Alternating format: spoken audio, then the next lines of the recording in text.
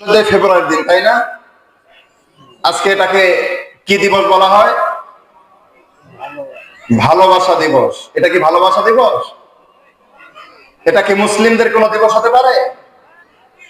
কাদের দিবস এটা?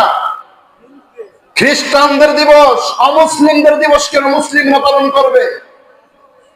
যেখানে আল্লাহর নবী সাল্লাল্লাহু আলাইহি ওয়াসাল্লাম বলছেন, আল্লাহ সুবহানাহু ওয়া তাআলা মুসলিম জাতির জন্য দুইটা উৎসবের দিন দিয়েছেন, ঈদুল আযহা এবং ঈদুল ফিতরের দিন।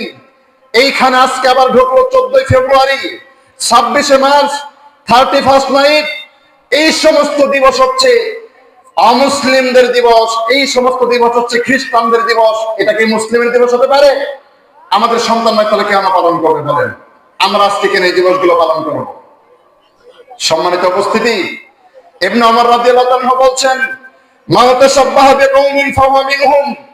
এই পৃথিবীতে যে জাতির সাদৃশ্য অবলম্বন করবে, কিয়ামতের দিন তাদের সাথে তাদের হাসর নাসর হবে, একত্র করা হবে, তাদের সাথেই থাকবে।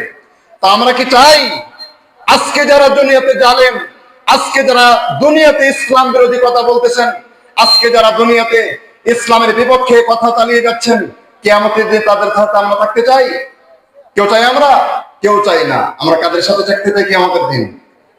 রাসূল সাল্লাল্লাহু আলাইহি সাল্লামের সাথে, মুমিনদের সাথে আমরা থাকতে চাই, সালেহিনদের সাথে আমরা থাকতে চাই, শুহাদাদের সাথে আমরা থাকতে চাই, কোন জালেম ব্যক্তির সাথে আমরা থাকতে চাই না। তো সম্মানিত উপস্থিতি, ইবনে ওমর রাদিয়াল্লাহু আনহু এই হাদিসে বলছেন, যদি কোনো ব্যক্তি দুনিয়াতে যাদের সাদৃশ্য অবলম্বন করবে, কিয়ামতের দিন তাদের সাথে হাসর নাসর হবে। আজকে আমাদের যুবক ভাইদের অমুসলিমদের সাথে যে সাদৃশ্যটা কয়েকভাবে হতে পারে।